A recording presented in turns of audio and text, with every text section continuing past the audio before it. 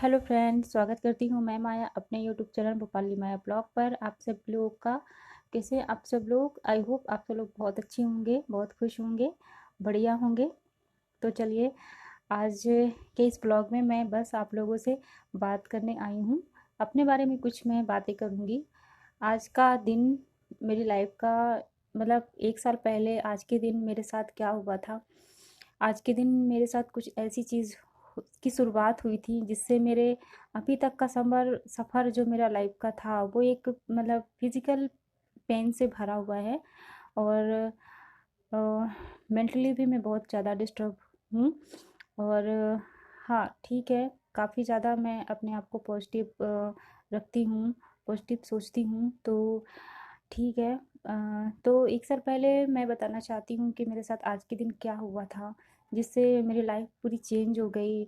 मैं क्या थी, क्या कहाँ से कहाँ आ गई, कहाँ मेरी लाइफ अच्छी खासी चल रही थी, सब कुछ बढ़िया चल रहा था, जैसा कि चलना चाहिए था, ठीक-ठाक चल रहा था।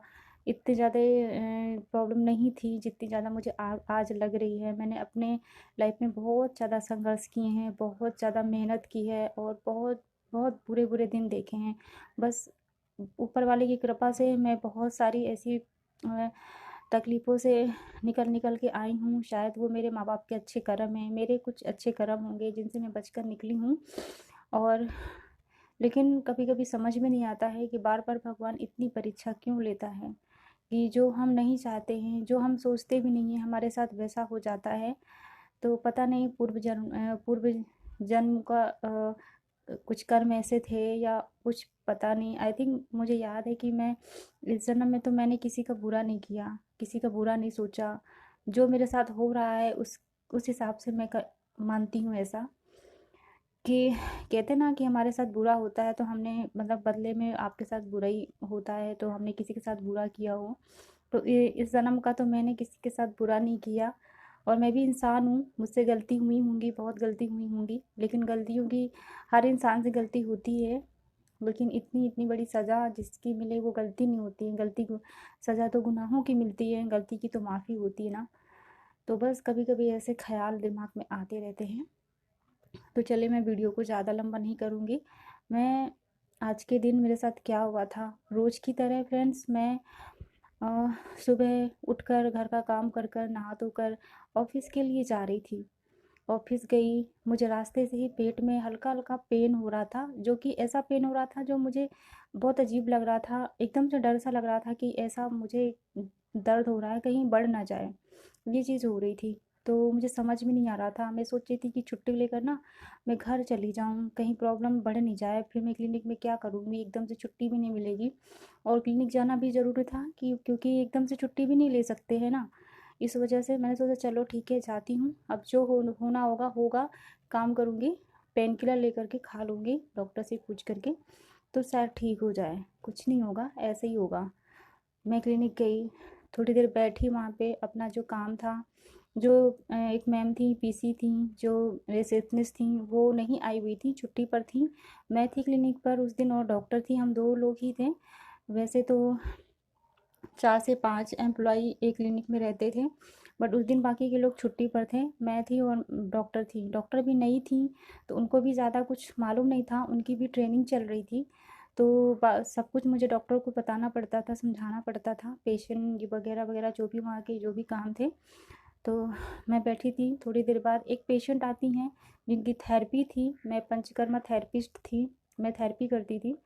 और तो क्या हुआ कि वो पेशेंट की थेरेपी करनी थी, वो बिना अपॉइंटमेंट की आ गई थी, और ऐसे हम उनको मना भी नहीं कर सकते थे कि नहीं करेंगे, क्योंकि मैं थी और फीमेल पेशेंट थी तो मुझे ही करना था, मैं कर सकती थी। लेकिन उनके पेशेंट के आने के ही बाद मतलब मुझे मेरा जो दर्द था ना वो बढ़ने लगा। दर्द इतना ज़्यादा बढ़ने लगा कि मुझे दर्द के मारे मतलब अजीब सी एक ऐंठन सी दर्द उठ रही थी पेट में, बहुत अजीब सा। तो मैंने सोचा मन में कि मैं क्या करूँ, मेरे को दर्द हो रहा है और मैं क्या करूँ, मैं इनकी थेरेपी में कर पाऊँगी कि नहीं कर पाऊँगी। लेकिन मैंने उस वक़्त भी कुछ भी नहीं बोला। जो मेरे इंस्ट्रूमेंट थे वो कुछ 1-2 इंस्ट्रूमेंट मेरे पास नहीं थे, क्लिनिक में ख़त्म हो गए थे। तो मुझे मेडिकल जाना था लेने, कैथेटर वग़ैरह, ग्लव्स वग़ैरह। तो मैं मेडिकल चल के गई लेने, तो रास्ते में ही मुझे इतना ज़्यादा हैवी पेन हो रहा था कि मतलब सहन नहीं हो रहा था मुझे, फिर भी मैं चल के गई और लेकर आई। और मैंने पेशेंट को मतलब मुझसे बर्दाश्त जब नहीं हुआ तो मैंने पेशेंट से बात की। मैंने बोला मैम आप कल आइएगा, मैं आपकी थेरेपी कल कर दूँगी। आज मुझे जब बहुत ज़्यादा पेट में दर्द हो रहा है, कुछ पता नहीं है क्यों हो रहा है। तो पेशेंट ने बोली कि आप एक काम कीजिए, आप आधे घंटे रेस्ट कर लीजिए दवा खा कर के, मैं वेट कर लूँगी क्योंकि मैं भी बार-बार नहीं आ पाऊँगी, कल मुझे भी किसी काम से बाहर जाना है। तो मैंने सोचा चलो ठीक है। मैंने डॉक्टर को बताया अपनी प्रॉब्लम कंडीशन के बारे में, तो डॉक्टर गई मेरे लिए दवा लेकर आई और उन्होंने बोला आप खा के थोड़ी देर रेस्ट कर लीजिए, फिर शायद ठीक हो जाए। मैंने बोला ठीक है। मैंने दवाई खाई और आधे घंटे में बैठी भी रही, लेटी रही, ना मुझसे बैठते बन रहा था, बहुत ज़्यादा कंडीशन ख़राब हो रही थी। फाइनली मैंने कहा पेशेंट को मैं ऐसी कंडीशन मुझे थेरेपी करना पड़ेगा। मैं थोड़ी संकोची स्वभाव की हूँ, कभी कभी जब दुविधा में फंस जाती हूँ तो मैं अपना मतलब मेरा जो दर्द होता है ना वो कोई नहीं समझ पाता है, या मैं शायद नहीं समझा पाती, मालूम नहीं। मेरा जो काम रहता है ना, मैं अपने काम को भी छोड़ नहीं सकती, ऐसा हो जाता है मेरे साथ। तो मैं पेशेंट को लेकर के गई थेरेपी रूम में और थेरेपी मैंने की उनकी। बट मुझे इतना ज़्यादा दर्द हो रहा था कि मुझे लग रहा था मैं बेहोश हो जाऊंगी। जब मुझे समझ आया कि आज तो शायद मेरे साथ कुछ गलत होने वाला है, बहुत ज़्यादा मेरी सीरियस कंडीशन होते जा रही है, दवाइयों का भी कोई असर नहीं हुआ, तब मैंने पेशेंट को बोला कि मैम मैं अब इतने से ज़्यादा नहीं कर पाऊँगी, आप चले जाइए, मेरे बस की नहीं है और मैं जा रही हूँ घर और मुझे शायद हॉस्पिटल जाना पड़ेगा अब, क्योंकि मेरी कंडीशन बहुत ज़्यादा ख़राब हो गई। मैंने उनकी थेरेपी शॉर्टकट में थेरेपी की उनकी, नहीं कर पाई मैं अच्छे से क्योंकि मेरे से नहीं हो पा रही थी। और फिर मैंने घर से मतलब अपने हस्बैंड को फ़ोन किया, उन्हें बोला कि वो ऐसी-ऐसी बात है, तो उन्होंने बोला कि वो नहीं आ पाएँगे, तुम एक काम करो, तुम घर से किसी को भी बुला लो, जो फैमिली मेम्बर हैं उनको बुला लो। या उन्होंने फिर फ़ोन किया, कृष्णा को फ़ोन किया, वंश को फ़ोन किया, तो ये लोग आए और हॉस्पिटल मेरे क्लिनिक में मुझे आधे पौन घंटे के अंदर इनको टाइम लग गया आने में। और फिर मुझे लेकर के ये प्राइवेट हॉस्पिटल में गए क्योंकि उस समय कोविड का भी टाइम चल रहा था। और मतलब उस टाइम भी ऐसा था ना कि जो मेरे नियर बाई हॉस्पिटल था, तो वहाँ पे डॉक्टर जा चुके थे, 3 बजे का टाइम था, 3 बजे डॉक्टर उठ चुके थे। फिर वहाँ से जल्दी जल्दी हम लोग एक दूसरे हॉस्पिटल पहुँचे, प्राइवेट था। तो वो उस हॉस्पिटल में भी डॉक्टर नहीं था, बाकी के स्टाफ थे लेकिन डॉक्टर नहीं था। तो उन लोगों ने मुझे एडमिट किया, बेड में लिटाया वगैरह, मेरे पल्स बीपी वगैरह चेक चेक किया। तो उसके बाद इन्होंने उन लोग को लगा शायद ये स्टोन का पेन होगा, हो सकता है ना किडनी स्टोन हो, उसका पेन होगा। तो क्योंकि जब तक डॉक्टर नहीं होगा और चेकअप वगैरह नहीं होंगे तब तक नहीं पता चलता अंदर की ये दर्द किस वजह से और क्यों हो रहा है। तो सिम्टम्स जो हैं उनको स्टोन के लग रहे थे कि ये स्टोन का पेन हो सकता है। तो उन्होंने मतलब मुझे वहाँ मैं लेटी रही 10-15 मिनट उन्होंने मुझे लिटा के रखा। मैं तड़प रही थी, इतना ज़्यादा दर्द मुझे हो रहा था कि मुझे मेरे पूरे बॉडी में पसीना पसीना, मेरी आवाज़ वगैरह कुछ भी, मैं उनसे हाथ जोड़ रही थी कि मुझे एक इंजेक्शन या एक कोई भी गोली दे दो दर्द की, जिससे मुझे दर्द में आराम मिले। उन लोगों ने बोला नहीं, जब तक आप लोग फॉर्म नहीं भरोगे और इतने पैसे नहीं जमा करोगे, कुछ पैसे उन्होंने बोले थे, मतलब 10-1 हज़ार रुपये उन्होंने बोले थे, इतने पैसे आपको जमा करने होंगे, ये हमारे हॉस्पिटल का रूल है और यहाँ का चार्ज भी इतना ही है, हो सकता है आपको एडमिट करना पड़े और हम लोग जांचें करेंगे, उसके बाद क्या प्रॉब्लम है क्या नहीं है तभी पता चलेगा, उसका ट्रीटमेंट स्टार्ट करेंगे। अभी के लिए हम पेन किलर भी नहीं दे सकते हैं, जब तक पैसे नहीं जमा होंगे, फॉर्म फिलअप नहीं करोगे आप लोग, तब तक कुछ नहीं होगा। और उस दिन क्या था कि मेरे अकाउंट में मात्र 800 रुपये थे। तो मेरे मतलब उस टाइम पैसे मैंने कहीं इन्वेस्ट कर दिए थे, तो मुझे भी मालूम नहीं था कि मेरे साथ अचानक से क्या होगा। तो ये चीज़ हो गई कि मेरे पास ही पैसे नहीं थे और वो लोग इतने पैसे उस टाइम इतने मांग रहे थे कि घर में मतलब पैसे भी नहीं थे इतने। पैसे थे बट पैसे ऐसे थे कि पैसे तुरंत मिल नहीं पा रहे थे, पैसे तो थे, पैसे मिल नहीं पा रहे थे, वो कंडीशन थी। और मेरी ऐसी कंडीशन थी कि मैं मतलब मेरी तो मतलब मरने जीने की लगी हुई थी, मैं क्या करती। फिर मैंने डॉक्टरों के मतलब रिक्वेस्ट की लेकिन तब भी वो लोग नहीं माने, उनको सिर्फ अपना पैसा मतलब जमा करो तभी ट्रीटमेंट चालू कर देंगे, वरना आप मरो या जियो।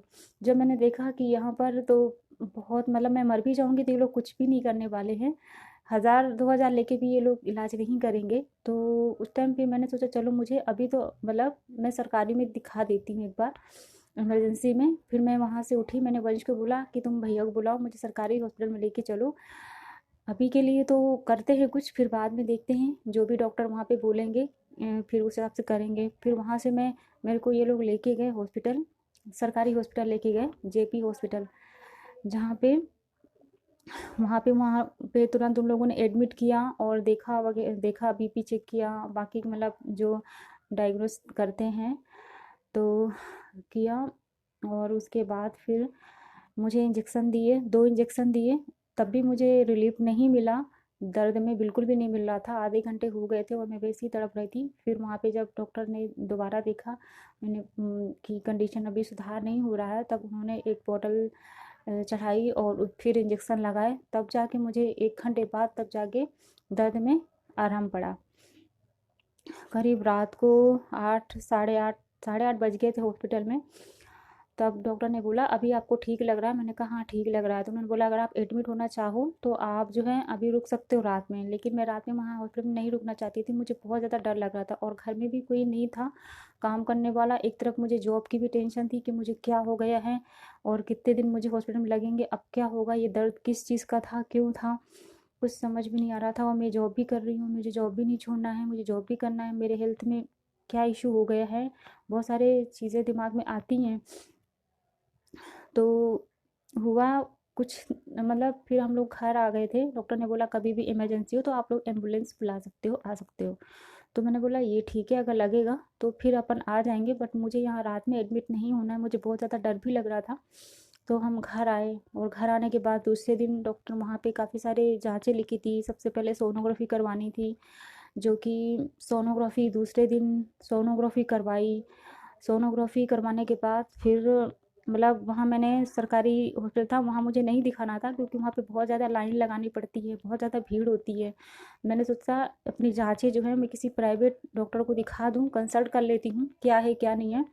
लेकिन जो चीज़ निकली मुझे एकदम मैं शॉक्ड हो गई थी, यकीन नहीं हो रहा था कि यार इतने समय से मेरे अंदर ये बीमारी पल रही थी और मुझे सिम्टम्स थे मेरे अंदर। लेकिन मैंने उससे पहले कई डॉक्टरों को दिखाया था, लेकिन किसी डॉक्टर ने मुझे ठीक से समझाया नहीं, ठीक से मतलब कोई दवाई नहीं दी।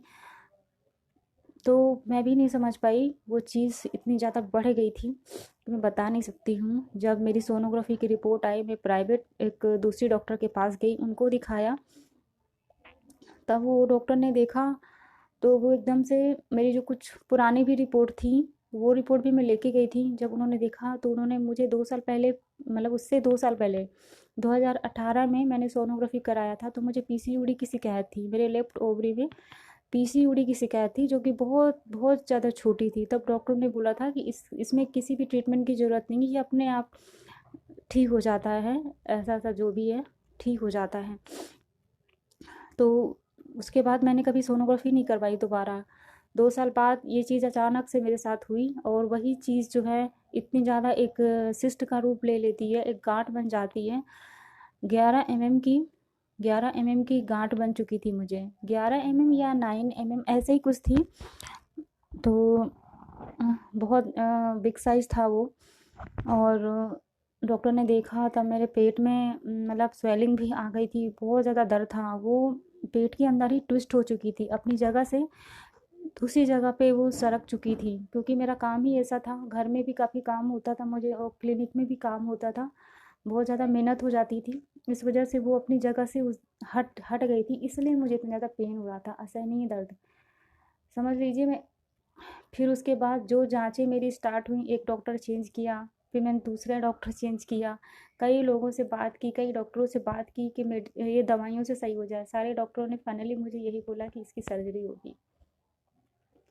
तो मैं जो ये हेल्थ रिलेटेड जो वीडियो बना रही हूँ आज का, वो इसीलिए कि फ्रेंड कभी भी हमें हमारे शरीर में कोई भी चीज़ें होती हैं, कोई भी परेशानी होती है, हमें उन्हें इग्नोर नहीं करना चाहिए, हल्के में नहीं लेना चाहिए। अगर एक डॉक्टर कोई चीज़ निकलती है, कोई भी बीमारी निकलती है, शुरू में वो छोटी ही होती होगी ना, एकदम से बड़ी तो नहीं हो जाती है, शुरुआत तो छोटे से ही होती है। जब हमें छोटी ही बीमारी में पता चल जाता है कि हमें ये बीमारी है और वो छोटी है, बारीक है, तो बारीक चीज़ ही कब बड़ी हो जाती है हमें पता नहीं चलता है। और मैंने भी ध्यान नहीं दिया, हालांकि मुझे दर्द होता था पेट में, काफ़ी ज़्यादा बैक पेन रहता था, बट मैं भी इग्नोर करती रही कि आज नहीं कल डॉक्टर के पास जाऊंगी, आज नहीं कल जाऊंगी, टाइम नहीं मिल रहा है, ये है ये प्रॉब्लम वो प्रॉब्लम थी, टाइम नहीं मिलता था मुझे। लेकिन फिर भी मुझे टाइम निकालना चाहिए था अपने लिए, लेकिन मैंने नहीं सोचा था कि मेरे साथ इतनी बड़ी प्रॉब्लम होगी। तो आप लोगों से मैं यही कहना चाहूँगी कि कभी भी किसी के साथ, आप लोग के साथ ऐसा होता है, ऐसी चीज़ होती है, तो उसे इग्नोर नहीं करिए, उसे उसी समय ध्यान में रखिए और उसे अच्छे से उसका इलाज कराइए, ताकि वो बीमारी आगे नहीं बढ़े, भयंकर बीमारी नहीं बढ़े और ऑपरेशन जैसी कंडीशन ना आए, जो कि मेरे साथ हुई। मैंने 1 महीना 25 दिन मेरी जांचें चली, कितनी सारी जांचें हुई मेरी, कुछ जांचें ऐसी थी जो कितनी पेनफुल थी। आप सिटी स्कैन, बायोप्सी, ये सब जांचें बहुत पेनफुल होती हैं, कितना कितना ब्लड निकाला जाता है हमारे शरीर का। और दर्द में, उस तकलीफ़ में चल के जाना, ये हॉस्पिटल के पूरे चक्कर लगाना, मतलब मैं आपको नहीं बता सकती कि मैंने कितना दर्द झेला है। और उस वक्त मेरे घर में खाना बनाने वाला सिर्फ मैं ही थी, कोई लेडीज़ नहीं थी। और मेरे हस्बैंड को, मेरा वंश उसको कैसे आएगा खाना बनाना, है ना। और इनको भी नहीं आता था कुछ भी, चाय के अलावा खाना, रोटी दाल सब्जी कुछ भी नहीं आता था। कैसे सीखा होगा, कैसे किया होगा, घर हॉस्पिटल हर चीज़ कैसे मैनेज की होंगी, और आपस में कितने तनाव हुए होंगे, कितनी बहस हुई होंगी, क्या कुछ नहीं देखा मैंने लाइफ में। मतलब मैंने, कोई मैं अकेली नहीं हूँ जो मेरे लाइफ में मैंने कष्ट देखे हैं, बहुत से लोग हैं, हर कोई है, लेकिन मैंने भी बहुत देखे हैं, जो कि छोटी उम्र से लेकर के आज तक का सफ़र मेरा दर्द भरा ही गुजरा है। कुछ कुछ थोड़ा वक्त मुझे मिला था, ऊपर वाले की दया कि मैं जॉब लग गई थी और मैं अपनी लाइफ में जॉब में बहुत खुश थी, लेकिन मुझसे वो भी छिन गई। ये शायद मेरा बैड लक है। इसलिए मैंने यूट्यूब पर आई और अपना चैनल क्रिएट किया, ताकि हो सकता है मुझे इस यूट्यूब के माध्यम से मैं कुछ कर पाऊँ अपने बच्चे के लिए, उसके भविष्य के लिए कुछ कर पाऊँ, क्योंकि मेरा सपना है कि मैं अपने बच्चे को पढ़ा लिखा करके अच्छा ऑफिसर बना सकूँ। इसलिए मैं अपने पैरों में खड़ी होना चाहती हूँ, अपने बच्चे के लिए कुछ करना चाहती हूँ, उसी में मेरी खुशी है।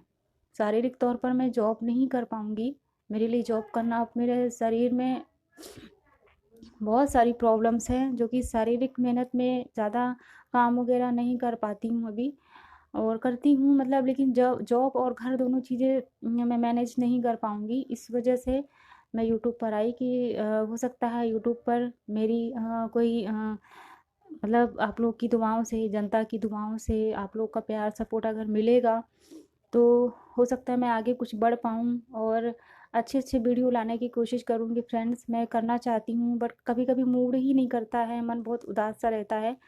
तो ये मेरा वीडियो जो लोग भी देख रहे हैं, तो फ्रेंड्स मुझे ज़रूर लाइक करें और मेरे वीडियो को शेयर भी करें, और आप लोग की डिमांड्स पर मैं वीडियो बनाऊँगी। आप लोग मुझे ज़रूर कमेंट्स करिए, बोलिए। ठीक है फ्रेंड्स, तो चलिए, मैं वीडियो बहुत ज़्यादा आज का लंबा हो गया, आगे की बातें मैं अपने अगले वीडियो में आप लोगों को शेयर करूँगी, अपनी ये 1 साल की जर्नी में पूरी शेयर करूँगी, अगर आप लोग चाहते होंगे तो आप लोग मुझे कमेंट्स करके ज़रूर बोलिएगा कि आप लोग चाहते हैं कि नहीं चाहते हैं, मेरी स्टोरी सुनना चाहते हैं, नहीं सुनना चाहते हैं, तो उसके ऊपर मैं वीडियो बनाती रहूँगी। तो चलिए, आज का वीडियो यहीं तक है, मैं रखती हूँ, और तब तक के लिए मिलती हूँ मैं अपने अपने नेक्स्ट ब्लॉग में, आप लोगों से मिलती हूँ। तब तक के लिए शुभ रात्रि, राधे राधे।